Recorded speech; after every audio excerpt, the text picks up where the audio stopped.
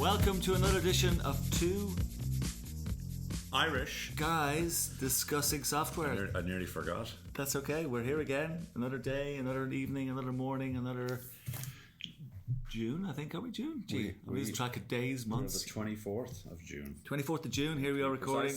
Yeah, 24th of June. We are here to talk about. We've got a great guest, Dan Shefet, who's been with us before, our Danish lawyer based in Paris. We'll introduce Dan later. We've got a great topic today, product liability or lack of accountability of the software publishers, the big ERP players, those companies that you and I talk about a lot on this show. We're going to have a chat with Dan about that, you know, things that are close to our heart, because as a company that provides a service to IBM software, we sometimes wonder, are those things allowed? Are those things that they do what seems to be anti-competitive practices or hidden clauses in their contracts? The things we talk about, the stories from the street. Yeah, things that we talked about in the past, but big area. Big area. So looking forward to that. We're going to talk to Dan in a while. We have a couple of news stories, but before we start that, I have to tell you, we had a great 2 weeks this week. Do you know, we had two customer events that were a bit of fun. They were on Zoom. They were with a comedian that we used before called Bernie. He used to be called Sam in our Don't Be That Guy videos. You remember those? Yeah. If you don't know them, go to YouTube. How are you riding? Yeah, that's how she riding. Yeah, that's it. So yeah, he's ended up in Spain, and he's called Bernie, and he hosted a virtual pub quiz for almost 10 people from our European customer base. We had about 13 or so from our US customers last week and this week. Good. Yeah. So we did 1 hour on Zoom, which is hard now these days because we're on this stuff for so long now. We're sick and tired of it. Yeah. But it was great. And I did a webinar last week as well. Oh, very good. Yeah, webinar. Who was that with? I was with Stephen Winnitz of Toyota. Very good. Yeah, we spoke about the journey with Origina and how he ended up buying from us, and we had a good chat for about an hour. So yeah, we had a number of people came to that as well. And wait for it, I'm going out into the real world. Oh my God. I'm going to Paris. I must tell Dan when he's on shortly. I'm going to Paris next week to get a bus or a train or some form of transport to go to a CRIP event, C-R-I-P, if you picked up my excellent French accent. Yeah. Yes, CRIP event in Deauville, in that lovely town in Normandy, Deauville, if you've ever been there. Great for racing, by the way. You and I like our horse racing. Yeah. I must talk to you about the horse racing separately. All right. We must go to Cheltenham next year. Anyway, that's a separate. I'd love to do that. Yeah. Let's have a separate conversation. But good. So first physical event in I'm just so looking forward to it. 18 months. Yeah. Well, we get to meet our French clients and hopefully some more. Yes. Yeah. So you're not the only one. Out and about. Oh, sorry. Eventing. Take over. Not to use a horse racing pun or a horse pun there, eventing. But our very own Mark O'Neill was on a webinar with one of our partners, Software One, talking to the Nordic community mostly about us. Actually, it was about software asset management and how it pertains to third-party software support. All right. And I think it went very well. Hopefully well attended. And we have our very first virtual happy hour in Germany. It's a CIO happy hour next week. Now, I will be attending, but I won't be able to understand anything because I was told about 18 months or so ago not to bother learning German by somebody, which is probably a good idea. But that will be hosted by our very own Thorsten Schmiadi, and we have a guest speaker, Dr. Ulrich Arnold, who's the Geschäftsführer von GKV Informatik. All right. He's the CEO. Well, for Geschäftsführer is a CEO, is that what it means? Geschäftsführer is the CEO, managing director. Yeah. Okay. Right. And also we have, we're doing it in cooperation with... You did a good version of speaking German there. That's not bad. Yeah. And it's about Was ist das new normal? For CIOs, which if you didn't quite catch that, I did, yeah. We got that even without German. Yeah, we got that. That was great. Yeah. And Peter Kohler from the Syndeo CIO Exchange is also going to be co-hosting. So if you haven't yet, attended that and you want to attend. Yeah. Well, listen, there's been European. I know you're doing a lot of work on getting us up to speed in Europe. We got a lot of stuff going on in the US, and we're now in 18 countries. We haven't just cracked Israel there, so we're now in 18 different countries. Yeah. So a lot of things happening. We're looking good, and it's good to be out and about, and it's good to be able to, thankfully, invest in the business and do everything else. But this show, let's have a look at what's going on around the place. What's going on in the software world, in the software industry?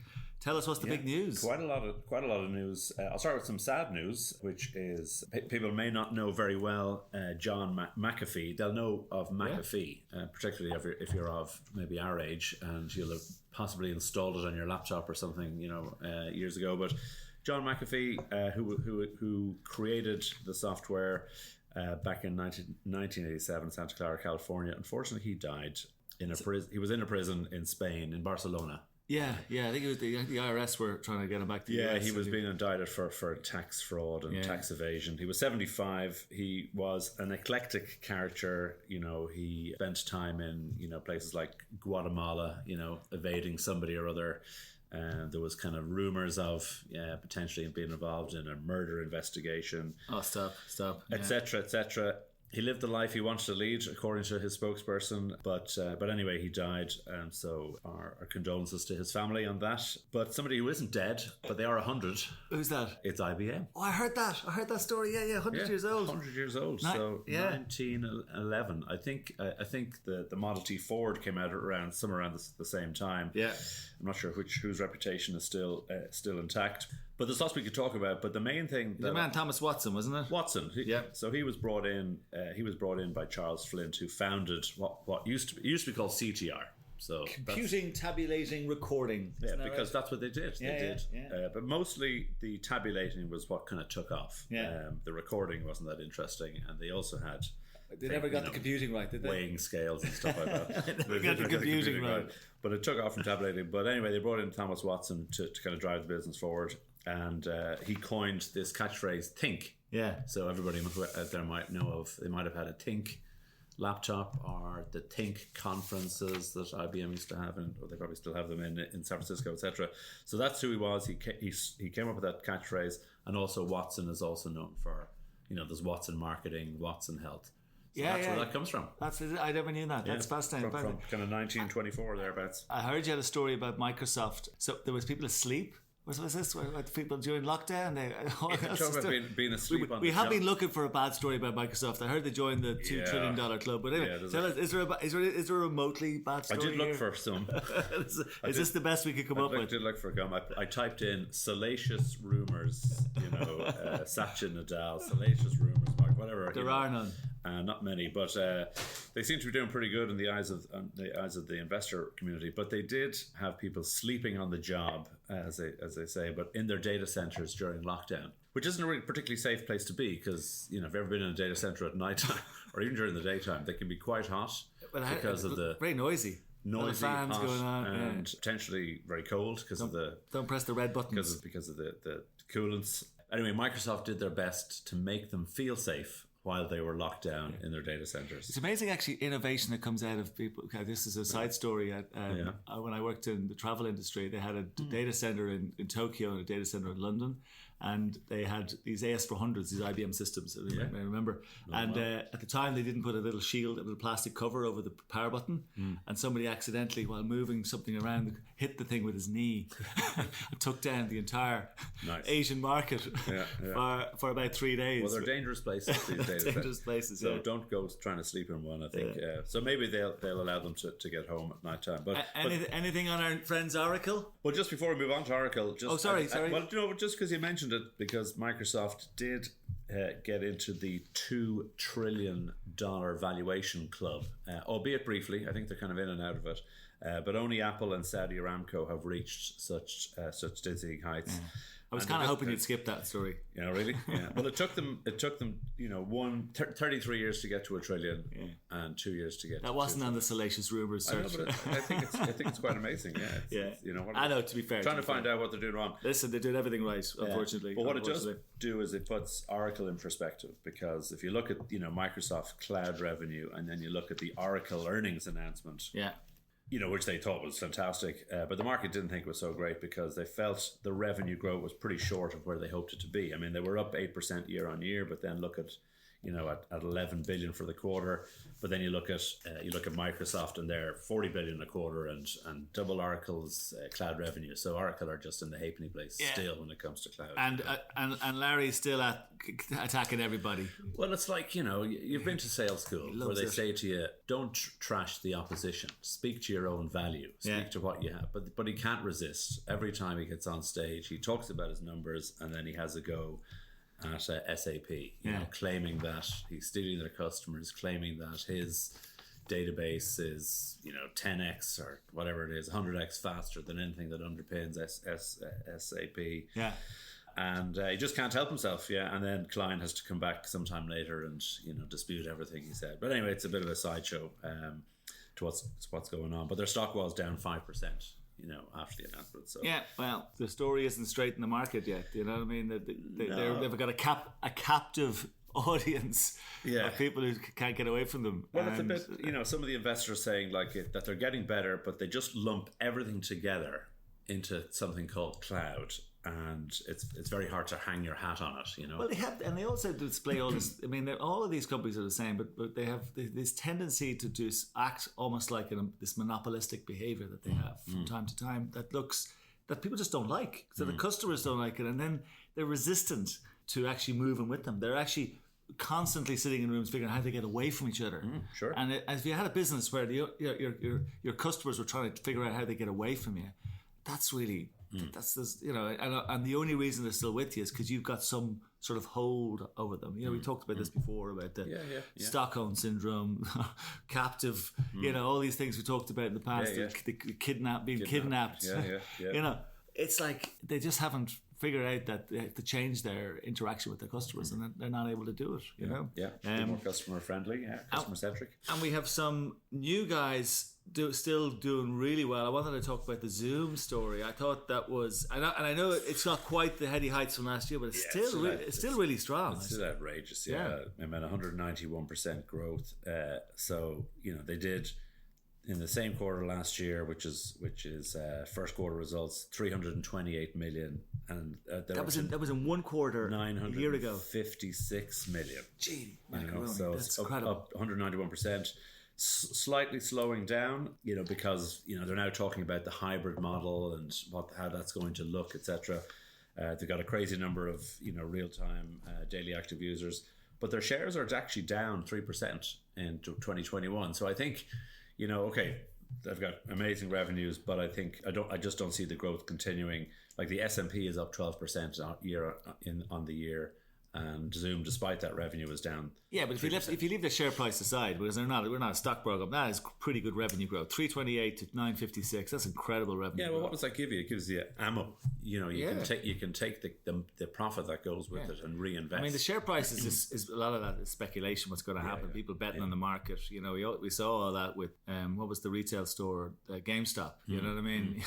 Oh yeah, and the new one is AMC. Yeah, so there's always. I mean, I'm not saying they're in that category, but this is what's happening. I mean, I think if you just look at the revenue growth, that's a good. And we ourselves we're seeing it here with the rejig of the office we're doing. We're going to have a hybrid kind of workforce going forward. Well, we're back in the office today, and it's nice to see people around. A few heads in the office, yeah. And there was one bad story about Microsoft. Nice lead into our to the kind of antitrust activity and repair build stuff we're going to talk about. Well, depending on where you are in the world, if you have a webcam and you use it on your Surface laptop, it could cost you up to £427 to get it fixed. Mostly because Microsoft in the territory that you're in may not be able to fix it. So you have to send it to them. They can't fix it locally. Yeah. So then they have to send it to some other region. And by the time it gets back to you, you might as well have bought a new one. I guess this is a kind of layman story about, well, why can't I fix it myself? Why can't I bring it down to my local fix-it shop and say, hey, here's my laptop. I need my webcam fixed, 50 quid. Thank you very much. Well, see, this is the thing. The whole tech industry needs to be reshaped, to be honest with you. And I'm really, really encouraged. In the last couple of weeks, there's been I don't know, there's 5 bills going through Congress at the moment, being championed predominantly, and they're bipartisan bills, very unusual. I mean, it is probably slightly skewed towards the Democrats because this has been their baby for a long time, and they're obviously the majority in the Congress, but it's bipartisan. And I was listening to a podcast where they interviewed David Cicilline, the Democratic congressman from Rhode Island, and there's a guy, Congressman Ken Buck from Colorado. And they're both talking about this, and actually very much in their sights. I mean, they're talking about Amazon being in their sights. They've got like ending platform monopolies act. They've got a platform anti-monopoly act, all about trying to see can they change this connection. Even though prices are low, price is not the only determinant. I was really, really encouraged by that, having those two champions, and I think it's the most aggressive effort in the US now for 50 years. Yeah. It's an incredible one. Do these things converge? I mean, because there's a lot, as I said, there's like 5 bills going through Congress. You know, we'll ask Dan that question. Maybe he might be able to tell us more in a moment. Yeah. But I mean, I thought there was also the National Right to Repair bill was filed in Congress by Congressman Joseph Morell. Now, I don't know if you know Congressman Joseph Morell. He's a Democratic congressman from New York, recently elected. He actually was pushing. So you know some of the stuff I do with Free ICT. I was also involved with the setup of the Right to Repair organization in the US. And what was interesting about all of that was that it has been tried mostly at state level. So state legislators have been trying to pass fair repair legislation in their states, so not at federal level. And actually in 2018, Congressman Morell had been pushing to have that installed in New York Senate. Failed, didn't even get as far as the floor, but last week it passed. As a national bill? Past week it passed in New York. It's a state bill now. It hasn't passed as a national bill. Okay. It's been proposed at national level. For the first time. But 50% of the states in the United States now have considerations of fair repair legislation going through at some stage. Mostly it's at kind of the kind of committee stage is where it goes first before it goes to the floor. Yeah. So I think this is really interesting. And the other really interesting news, just, and she's all over the papers, Lina Khan. Yes, we can. Yeah. She, 32 years of age, incredible appointee to the Federal Trade Commission. Very interesting character. I don't know whether I was reading a story about her in the FT, and they talked about how she got interested in competition. It was in Halloween. She was trying to buy sweets about 10 years ago, so she would have been obviously maybe in her early 20s. She went in and she saw 40 brands of confectionery in her local store and realised actually when she looked at them, they're only made by 2 to 3 manufacturers. So actually you think you've choice, but the reality is you have no choice. You have very limited choice. So actually I think what is important here, we're getting to see things happening that I think are sweeping changes to antitrust laws. And we're talking about the US here. We've talked previously what's going on in Europe. I'm delighted to be joined by our lawyer and friend Dan Shefet. Now is a very good time to introduce Dan. Dan is of Danish origin. He is a lawyer based in Paris. He's been our guest before. He is a good friend of mine. I'm hopefully going to see him briefly next week when I'm in Paris if I can. He's a speaker at many highbrow events, including UNESCO and many others. He runs an organization also called the Association for Accountability in Internet Democracy. Dan, welcome. How are you? Well, thank you so much. And I am, I'm very, very honored being on this Irish team. And as you know, my ambition is one day to become Irish myself. But this is at least the start and the beginning. So.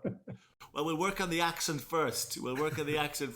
I'll start next week when we meet up, hopefully for some lunch in Paris. But looking forward. Tell me, you're hearing us talk there, Dan, about. I mean, it's incredible. I mean, we've been seeing a lot of things happen, and you're close to my heart with Free ICT. A lot of really good legislative proposals and changes and things happening in Europe. But it's really interesting to see what's happening in the US, and particularly, I think, Lina Khan, what's happening there. What's your own thoughts on that? What do you think? Because the pushback from the large tech companies is already strong and aggressive, but they don't have as many friends in Europe certainly, And it now would appear they do not. Certainly, if you go back to the Obama and Biden original administration, they don't seem to have the same number of friends, do they? Yeah, the question of the famous revolving doors. I do have certain opinions on this, and I'm a bit skeptical, not as optimistic as you may yourself be. As you rightly said, this comes, this is a European initiative. It's very much a personal initiative from Margaret Vestager, the competition commissioner, as you know, and also the executive vice president. And she's been very brave and very courageous in starting cases against some of the tech titans, the Googles, and the rest of them. And of course, it has spread. I said, of course, because it's pretty obvious that there is a problem. So that has spread also to the US. And the revolving doors that we had under Obama seems to be more or less history now. But why am I skeptical? I'm skeptical because the initiatives, there is a major legal problem here. And this is that no legislation can, of course, be retroactive. That's a basic principle of law. So whatever they will come up with now, be it bipartisan or whatever, cannot really have effects on the existing monopoly, right? Okay. That's point one. Point two is that actually we have laws in the US. Those are the founding antitrust laws, the Sherman Act and the Clayton Act, right? These were acts that were used by Theodore Roosevelt. And they actually introduce a concept which we don't have in Europe, but which to me is more important, I believe, than the new legislative initiatives that we see. And this is the concept of monopolization. The fact that a company is monopolizing, that fact in itself may be a criminal offense. We don't have that in Europe. In Europe, monopolization is not part of the terminology, it's not part of the legal doctrine, neither in the member states nor at the European Commission level.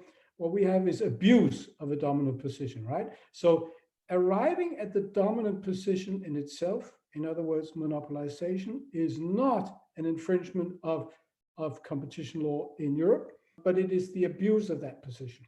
What I think that we're seeing now with these initiatives that you just mentioned in the US is that I believe that there are 5 different initiatives and that there are 5 different versions, but if you can say anything in common between the 5 of them, I believe that they're moving towards maybe adding on to the US antitrust law this notion of abuse.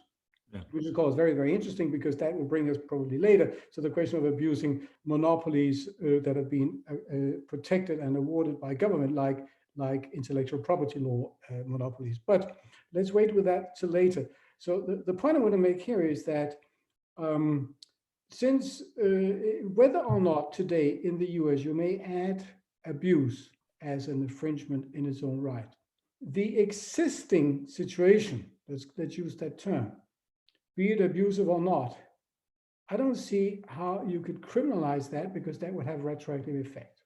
Of course, the big solution would be breaking up the companies like we saw against AT&T and also the initiative back in the 80s against IBM.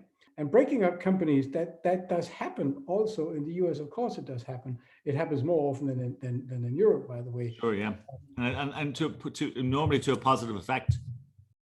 Well, yes, normally. Well, debatable, right? Breaking up AT&T into the 7 Bell sisters. I read some really interesting analysis of this, which seem to conclude that actually AT&T has more power now than they had before. But this is the question of how the relationship between these companies is structured when it's broken up and later, because shares live their own life, right? So and control is a very difficult legal concept. But let's just say that at least in the short term, breaking up would have some sort of effect. So the question is whether these 5 initiatives include provisions that would allow breaking up the tech monopolies, right? Which means retroactive effect. I don't see that in them. So what I'm afraid is that what we have here is something that may apply for the future, and it may have an effect on future competition, which may not be the intended purpose of this regulation, because it may actually consolidate the power of the existing companies rather than the opposite. Yeah, okay. I probably have a different opinion than you because I'm looking at the business we're in of repair, if I look at the 2012 Massachusetts bill that they passed, the Motor Vehicle Owners' Right to Repair Act, which then got transcribed into across at federal level, and indeed in Europe there was the auto repair legislation that was introduced. That, if you look at the auto industry since 2012 and today, the auto industry is a far more innovative industry. There are a huge number of new players in the marketplace, and I would argue that actually it's the fact that they have removed opportunities for monopolization, easy opportunities for monopolization, and repair is a classic one. And once you remove that, you force them to look at other areas of innovation. And indeed, what happens is it brings in new competition to the market. There may well be a need in the tech industry because there's a number, particularly the newer tech players, to break some of those up. But I would like to bring the conversation, we have maybe a slight difference of opinion, but I would like to bring the conversation over to how, as a lawyer, how did they end up with intellectual property rights like this? Because what prevents a lot of these things from changing are the rights that we've kind of assigned to all these tech companies, to a certain extent. I know it's not the exclusive one, but IP seems to me to be one that really prevents a lot of competition, doesn't it? Well, yes, absolutely. And you're perfectly right in mentioning just a few remarks on the auto repair. Of course, these are not competition laws. They're different laws, but they do have an impact on competition. And certainly in terms of the automobile industry, it's been very positive impact. The problem that we have with these big tech titans is, of course, it's two or three things. And I'll get to your point on IP.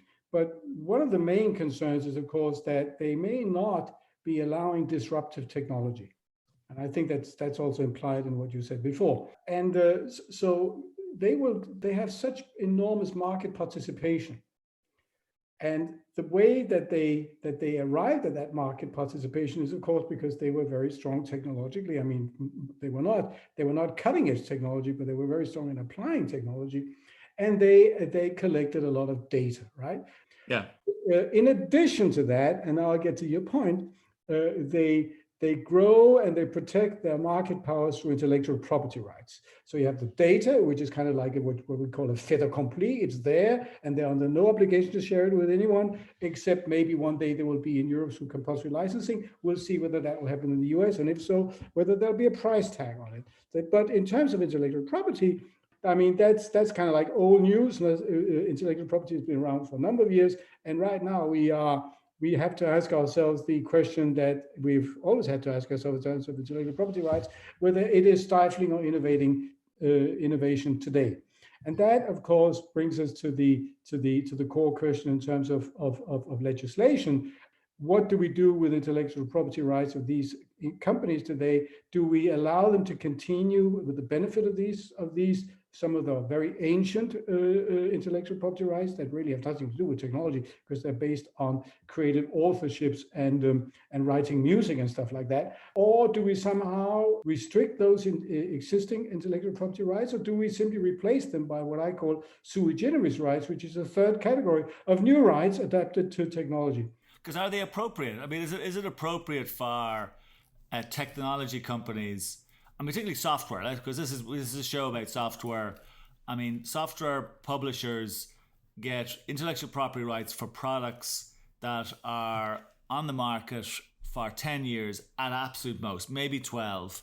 I'm talking about enterprise software. I mean, some software is even shorter lifespan, but enterprise software, 10, maybe 15 years at most, and it's a 70-year lifespan.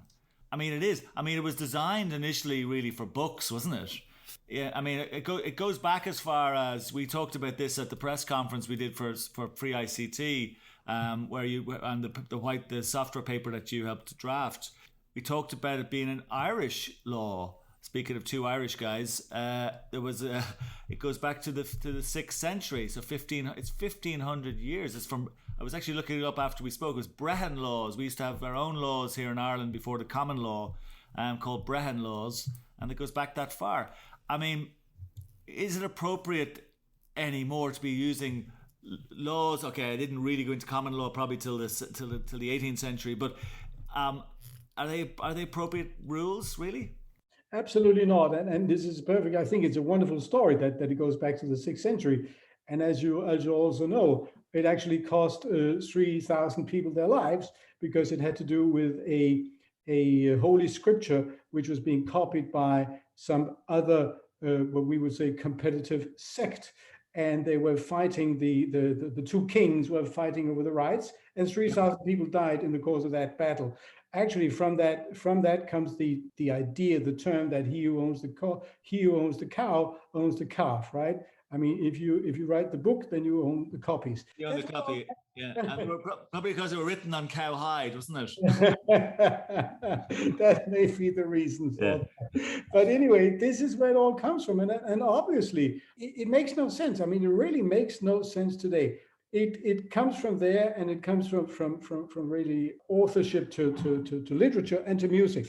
The music industry was very, very important. Also, it started very much with sheet music. The 1900s, it became like very fashionable for every family that could afford to have a piano, and then they started buying sheet music, and that's why the musicians and the composers wanted to have intellectual property also applied to music. So when you get new industry, so to speak, you typically, or you will very often apply existing legal regimes to these new industries. And that is what has happened to software more or less automatically. Nobody has really sat down and made a conscious decision. I mean, there were lots of reports written back in the 80s or in the US and Europe whether copyright was the right way of protecting software or whether it should be patent or something else. And the consensus simply developed that, we know what copyright is, we'll apply it to software, and then it continued like that. And should they have given it patent protection? Would that have been better? Would that be better today? Because the patents run out, don't they? They have a fixed and shorter term. Isn't that correct? Yes, but at the same time, they give you stronger protection because the patent protection is based on the claims, while the copyright protection is based on the in principle identical copy. Okay. So, you'll have to explain that one for me, just in layman's terms. What does that mean? The copyright protection applies to a copy. A copy means, again, in principle, that you simply take a copy, which means everything is the same. Now, the question is, of course, when you get into copyright cases, how much do you change in order for it no longer to be a copy, right? Yeah, okay. And that's a typical debate that you have, and the poor judge has to decide. That's why you have judges that are typically specialized in this or ask experts. You also have it in music. We've had cases with our law firm with music, with somebody, there is the famous staircase to heaven, right?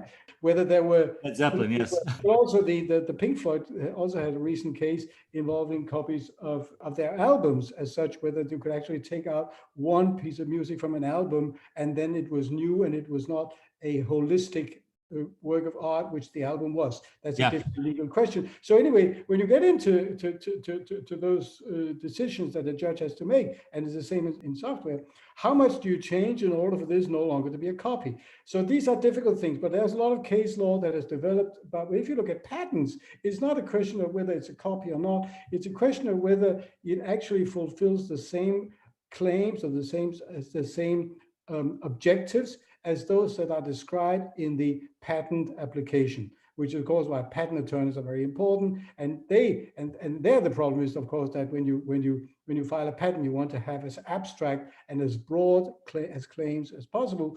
And of course, then you get oppositions from others against the patent. So yes, patents are not as strong in terms of the duration of the protection, but they're stronger in terms of protecting the function as such. So if we bring that then, so we are in a position today, IP is what protects software publishers. And I suspect that some of the abusive practices, that we see in the marketplace, the sort of things we see out there, were not envisaged to be allowed when IP was being provided, but they happen. And when we had the recent press conference, Dan, you made a very interesting quote, and I paraphrase your quote, but you said, whatever it takes to maintain their own flawed product must be made available free of charge for anybody to use. Otherwise, they shouldn't have put the product in the market in the first place, or they forfeit the license protection. So that's quite a radical and revolutionary, and I very welcome that comment. But your thinking there, if I understand you correctly, was that this goes back to product liability, doesn't it? They have a right, an obligation. I mean, we see it all, talked earlier about the auto repair industry or the auto industry. When cars which we all know and understand because we all either drive one or been in one every day, every week, certainly. We understand that when there's a flaw, they withdraw the products.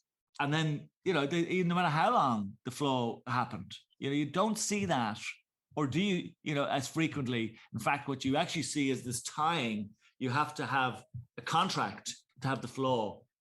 Yeah. These are crazy practices, aren't they? Yeah, absolutely. And the reason for this idea was that patent is clearly based on a protection that is awarded by a patent agency, by a patent office in some country under the laws, and it gives you certain rights, and there's a patent certificate, and there is a contract, right? Copyrights not. There is no contract. It sort of develops out of the idea. And of course, sometimes you have a great problem when two people claim that they had the same idea at the same time. There's the question of what they call anteriority and so on. But those are fact questions, and how do you prove that and that kind of thing. But there's no contract between a government and an individual. It simply follows from law and from case law. So the concern is that since there is no contract, there's no quid pro quo. There are no corresponding obligations in return for which you get that protection. Right? Hey. That's where the idea comes from, to say, okay, it makes no sense today that you get that enormous protection, that monopolistic protection, without at least fulfilling some of the normal requirements that you would fulfill in almost any other industry. And one of them is to ensure that your product is safe and that it works and it's not flawed. Mm. So that's the logic that brings us, and it's pretty good logic if you ask me, to the conclusion to say that, okay, you want that contract that gives you protection, here are the obligations. Yeah, because as you're saying all this, I'm thinking, it's providing intellectual property rights to, it's like, think of a book. If a book is, let's call it flawed, the flaw may be very subjective. You know what I mean? It's a subjective flaw. We might disagree with it, but it's unlikely to cause harm, whereas a flaw in a piece of software, we've just seen the harm that was caused to the Irish health system by an attack, whether it's due to a flaw or not, but there was a flaw somewhere along the chain, and indeed in the colonial pipeline. And we see it all the time. These are just two in the mainstream today in the media. But I mean, the more we talk about it, it seems like a crazy and ludicrous decision that we must be able to undo. Absolutely, because in addition to the fact that there is no quid pro quo contract with specific obligations that could be fixed by law, when we talk about software, and then we are in a complete no man's land, because the product liability laws do not apply, and that may have made sense one day, may or may not, but it certainly makes no sense any longer, as reference to the two examples that you just mentioned.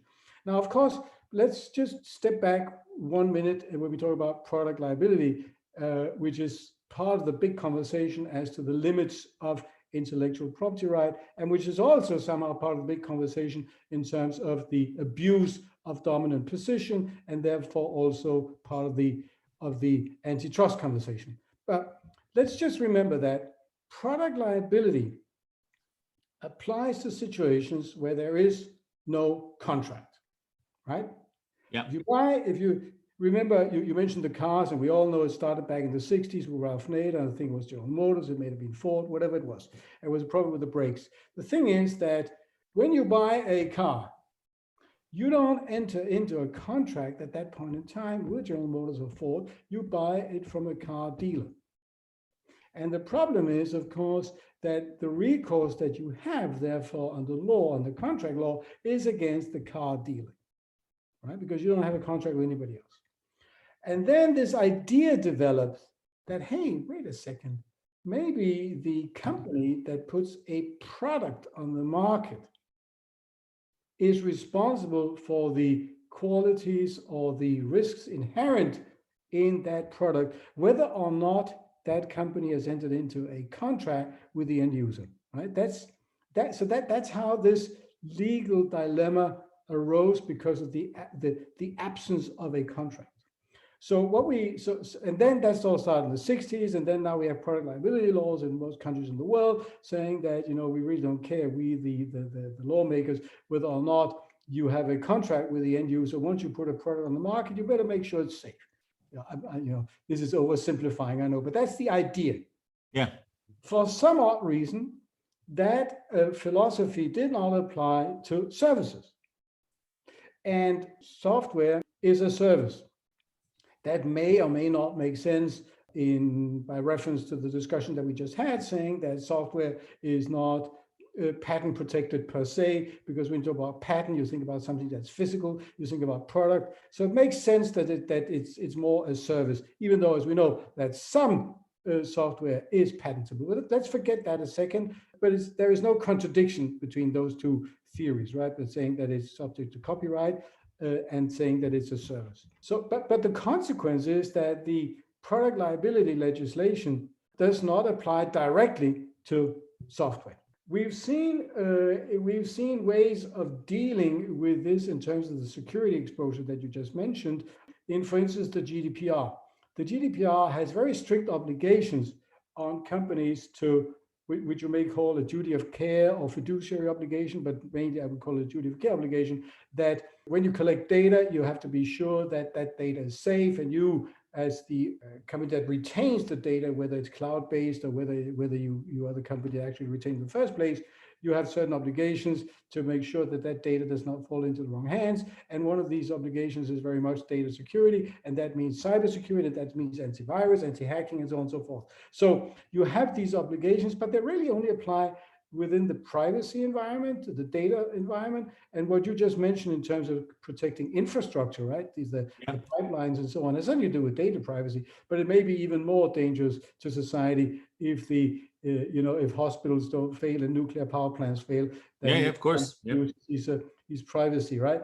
And here, of course, there are cases and there are attempts to say that companies that are in a position where they are in charge of some sort of critical infrastructure service, they have these obligations also to make sure that it's safe and that it's secure. But typically, those obligations are based on contract. All right, contract with the government, with some utility or something like that. So you get back to contractual obligations. What we need is a law that irrespective of the existence of a contract or not, the simple fact that you put something on the market, like any other product, whether it's software or not, entails certain obligations in terms of quality assurance. And that's really what it boils down to. What we see is, believe it or not, that the European directive dates back from 1985. It's perfectly ridiculous. It hasn't been revised yet. The European Commission is working on it. They've done quite a lot over the last two or 3 years, and we'll see something. Are you confident we'll see something? That's because you started with maybe a bit of a pessimism about what's going to happen with the current bills, and I accept what you're saying there. But in general, are you confident that we may see something like that at some point? My skepticism relates to antitrust, not to the other bills. I mean. Okay, so I guess we were putting everything in a legislative basket, and you're looking specifically at antitrust. So where is your optimism then? So my optimism, apart from the antitrust, where I have this problem with retroactivity and whether I can really break up companies and whether the abuse needs to be proven or whether monopolization is sufficient and all of that, a lot of legal problems. And I'm afraid that if we do not include provisions, especially in the US, as to breakups that may be necessary for other reasons than just economic reasons. They may be reasons like protecting democracy and so on. What's wrong with introducing those reasons in antitrust? Antitrust is a political instrument, so I don't see any problem with introducing those reasons. But those are very difficult and very contentious, and I'm pretty sure that they won't be bipartisan. But in the absence of that, I'm very skeptical as to the real effect as to the existing monopolies, both in Europe and in the US. Now, apart from that, we have a lot of very interesting trends, which is, for instance, the product liability, the repair the renewable energy, the eco designs, and the rest of them. And one which I find extremely interesting, apart from the one I just mentioned, which is the compulsory licensing, is the draft act on artificial intelligence. That one is very, very, very interesting because it was only released here in April, and strangely enough, it hasn't attracted so much attention. I think it's more important than the Digital Services Act, the Digital Marketing Act, and the Digital Governance Act, because not only because artificial intelligence is the future, but also because it includes legal concepts that can be applied directly to what interests us, which is intellectual property and which is also product liability. Very quickly, in terms of product liability, the draft act, says that, again, I'm simplifying a lot, that when you put an artificial intelligence product, all right, product, not service. Yeah, because they are products effectively. Yeah. It's already, we crossed that bridge already, right? Yeah. When you put that on the market, you have to ensure, the manufacturer, when I talk about products, about manufacturer, right, that it meets certain quality criteria. And those are of a technical and also an ethical nature. And so what we introduce here is that for software, because artificial intelligence is software, quality criteria, which have to be met. And especially if they're not met, there are both civil damages and there are fines. And you know how big the fines are under the draft Artificial Intelligence Act? No. 6% of global turnover. How does that compare to GDPR? Is that not similar? 4%. 4%. Okay. So it's very interesting to see that the European Commission actually prioritizes or finds it more hurtful, right, to put something on the market that has nefarious consequences like artificial intelligence than infringing privacy rights. I would have made some suggestion there, Dan. I would have said make it not 6% of global revenue, make it 6% of your market cap.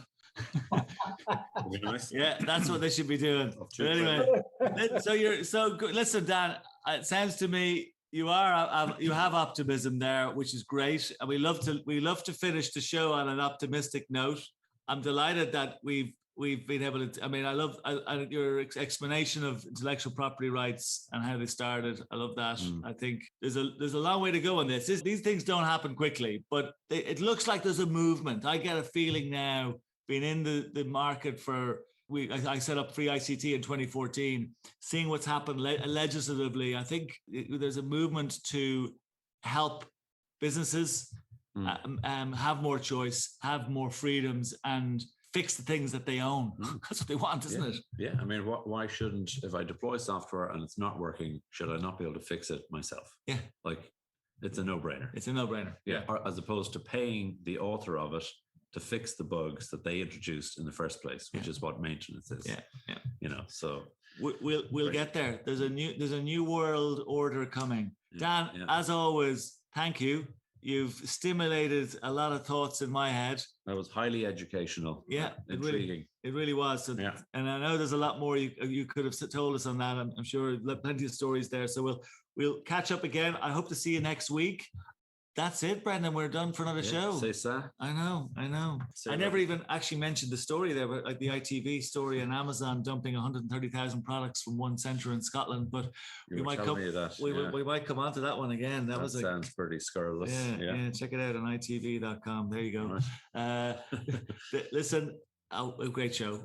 Good to talk to you again. And you? Yeah. It was good to have Dan on. Thanks, Dan. We look forward to chatting to you again very soon. And everybody out there, have a great day. À tout à l'heure, Dan. Yeah. It was a great pleasure being with you. And who knows, maybe one day I'll become Irish. We'll work on that next week. Take care. But that. Take care, everybody. Bye-bye.